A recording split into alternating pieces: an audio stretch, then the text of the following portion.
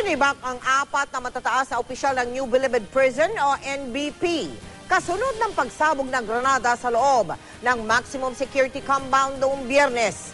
Hininga na rin ng tulong ang FBI ng Amerika upang mapalinaw ang hawak na CCTV video na hawak ng mga otoridad. Mula sa Muntinlupa, nakatutok live si Cesar Apolinario sa... Mel, mismo ang kalihim ng DOJ nagsabing malaking tulong ang CCTV sa nangyaring pagsabog dito noong Biyernes kung saan 6 ang sugatan. Di nakaligtas sa CCTV camera ang bawat galaw ng sospek na mangyari ang pagsabog sa loob ng maximum security compound noong Biyernes. Makikita ang pagdating ng grupo ng mga preso na pinaniniwala ang miyembro ng Batang City Jail o BCJ na nagja-jogging habang papalapit sa ALS o Alternative Learning System Building. Pero habang umaabante ang grupo, kapansin-pansing nagpaiwan ng isa na may kulay puting tuwalya sa ulo. Ilang saglit pa makikita ang lalaki na may inihagis na bagay sa direksyon ng isang grupo ng inmates. Sabay talikod at naglakad na parang walang nangyari. Habang papalayo ang lalaki, makikitang may nakasalubong siyang isang inmate na nakakulay berde na short at orange na t-shirt. Posible raw na natandaan nito ang mukha ng lalaki. Maya-maya pa isang nakaririnding pagsabog ang yumanig sa loob ng kulungan. Kanya-kanya ng diskarte ang ibang inmate sa pagtulong sa mga naapektuhan. Kita rin ang pagdating ng tauhan ng NBP. Hawak na ng mga otoridad ang sospek na ayon kay Dilima ay miyembro ng Batang Samar Leyte. Itinuro siya ng 2 saksi na nagpakilalang miyembro ng BCJ, kagrupo ng 6 na sugatang biktima. Kung pagbabasiya naman ang CCTV video, tila mangangaparaw sila sa pagtukoy ng tunay na sospek dahil bukod sa malabo ang kuha, hindi pa maaninag ang mukha ng sospek dahil madalas nakatalikod. Kaya kakailanganin daw dito ang expertise ng Federal Bureau of Investigation ng Amerika sa pag-enhance ng video.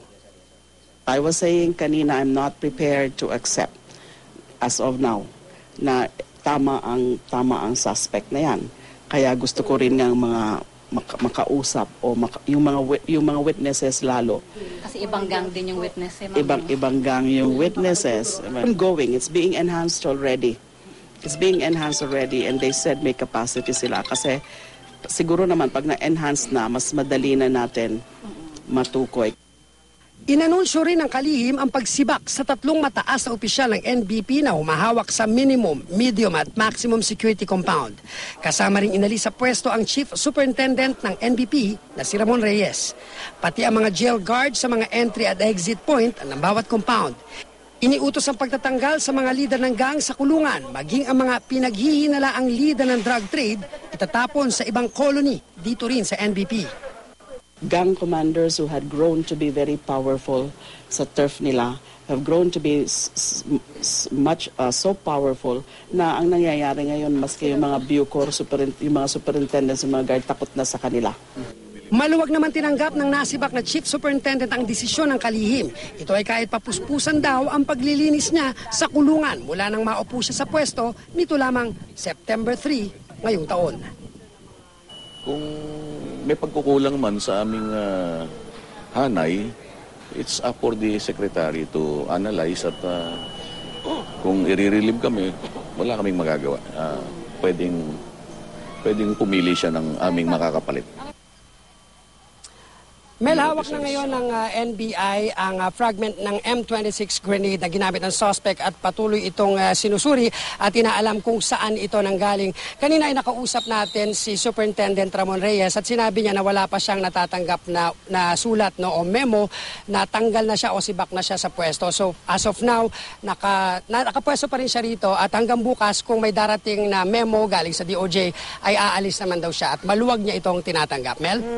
Pero sir, bakit nga ba ganun ang kuha ng CCTV na yon? Malabo at anong plano nila dyan sa CCTV na yan, sir? Mel, ito kasing lugar, medyo malayo yung CCTV sa pinangyarihan ng krimen. Kung mapapansin nyo yung video, no, Siguro ang layo nito mga 50 to 100 meters. Medyo malayo yun.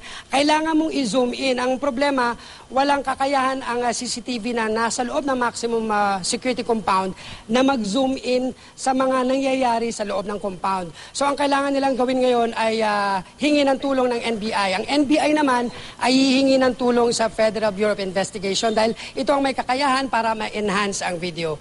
Yan Mel ang ginagawa ngayon ng NBI at ng mga otoridad. Mel? Ibig mo sabihin, sir, low-tech. Kaya naman, hihingi pa ng tulong. Yun na nga, Mel. Ganun ba? Yun na nga, Mel. Maraming salamat sa iyo, Cesar Apolinario.